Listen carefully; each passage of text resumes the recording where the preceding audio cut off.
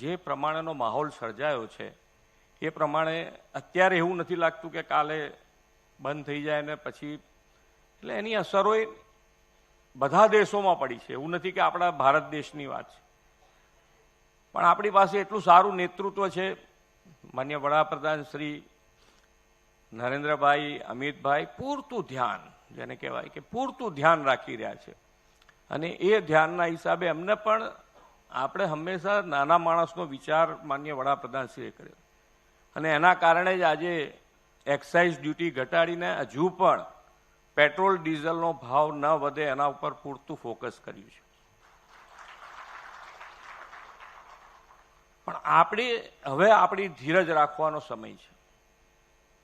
કોઈ પણ માણસ કઈ પરિસ્થિતિ, શેના હિસાબે, ક્યાંય પણ આપણો જવાબ આપવામાં આપણો સંયમ ના ગુમાવવો, એ આપણે અત્યારે પૂરતું ધ્યાન આપવાનું. કારણ કે કોઈ અફવા ફેલાઈને આપણને ડિસ્ટર્બ કરે.